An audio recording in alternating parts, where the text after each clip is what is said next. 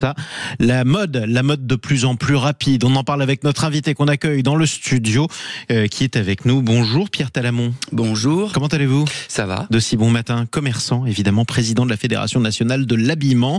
Vous avez une boutique de prêt-à-porter dans la capitale. Je parlais de la mobilisation contre la fast fashion. C'est un mot assez laid en anglais. Tiens, votre définition de la fast fashion pour vous? On peut dire mode express. Ouais, la mode jetable. La mode jetable. Exactement.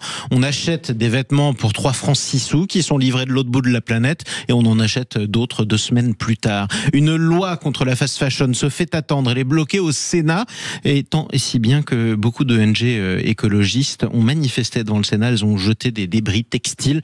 Vous n'avez pas participé à cette opération. En revanche, vous aussi, vous attendez qu'on réprime la fast fashion. Pourquoi ? Voilà, on a participé à la tribune avec d'autres ONG et 13 fédérations. On estime que cette loi anti-fast fashion est importante parce qu'il faut arrêter d'inonder le marché français et européen avec des produits, vous l'avez dit, à très bas coût, ce qui même met en problème l'industrie du recyclage du vêtement, puisque les associations maintenant baissent les bras, le marché étant inondé de ces vêtements.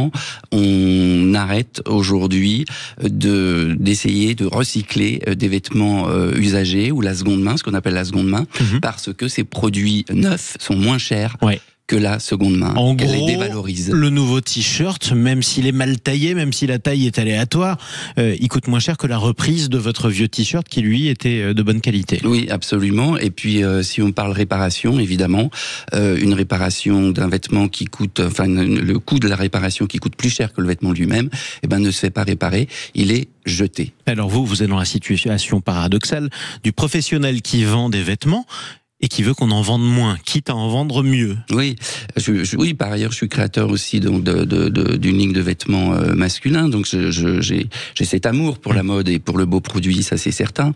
Maintenant, la philosophie, c'était bien évidemment de vendre mieux, mais moins. C'est-à-dire de faire comprendre aux gens ou aux consommateurs qu'au lieu d'acheter 5-6 vêtements de mauvaise qualité, il ferait mieux d'en acheter 1 ou 2 et de le chérir, comme on dit. Oui. Exactement, de l'entretenir. Sauf que les pratiques, elles ont changé d'ailleurs. Il y a même des grandes enseignes internationales qui ont souffert de la fast fashion. Je prends par exemple l'italien Benetton qui a dominé les années 90 et qui s'est retrouvé en concurrence avec d'autres marques, d'autres pays d'Europe qui faisaient davantage de collections dans la même année. On est habitué de plus en plus à changer de chemise quasiment comme chaque jour. Mais c'est ce qu'on dit, mais moi je ne vois pas tellement ça enfin autour de moi. Je pense qu'il y a une conscientisation de la part du consommateur aujourd'hui, parce que d'ailleurs à travers cette loi anti-fast fashion, c'est ce qui va se passer, sensibilisation par une affiche environnementale qui sera obligatoire.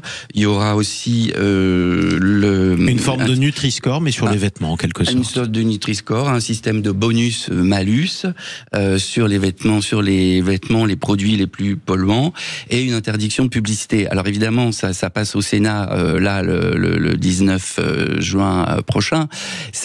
Il va falloir se battre parce qu'évidemment il y a des règles au niveau de l'Organisation mondiale du commerce, il y a une réglementation européenne, mais le combat ne fait, je dirais, que commencer. Mais il a bien commencé. Ça passe maintenant au Sénat. Et qu'est-ce qui fait que ça traîne alors? C'est le lobbying des grandes enseignes? Il y a le lobbying des grandes enseignes, et puis il y a Shine qui est quand même emblématique de cette fast fashion, chinoise. Qui est la marque chinoise. En aucun cas, c'est une attaque contre la Chine. C'est une attaque contre un modèle économique. Ça, c'est important de le dire. Oui, non, mais très bien. Ça, c'est un modèle économique. Il recrute des personnalités politiques influentes. Christophe Castaner, notamment. Ancien ministre de l'Intérieur. Bernard Spitz, Nicole Gage, et c'est ce qui fait que vous n'arrivez pas à faire passer cette loi qui vise, on ne va pas se mentir, Shine. Qui vise Shine, qui vise Temu, mais qui visera aussi Boohoo, qui est anglais, Pretty Little Thing, etc., etc. Donc vous maintenez la pression sur nos politiques et nos sénateurs en leur disant d'accélérer, et vous dites aux Français, vous n'accélérez pas, ralentissez dans vos achats. Oui, la Fédération nationale de l'habillement va écrire avec d'autres fédérations aux sénateurs pour leur dire que cette loi est importante et qu'on veut que la France adopte une posture un peu ambitieuse par rapport à cette ultra fast fashion qui peut détruire vraiment un pilier de notre identité nationale, qui est la mode, au même titre que la gastronomie ou que la cuisine même toute simple, si on voulait la comparer à la fast-food. Et c'était normal d'en parler avec un créateur de Si Bon Matin, notamment. Voilà. Merci beaucoup d'être intervenu ce matin sur Sud Radio. Pierre Talamon, président de la Fédération nationale de l'habillement.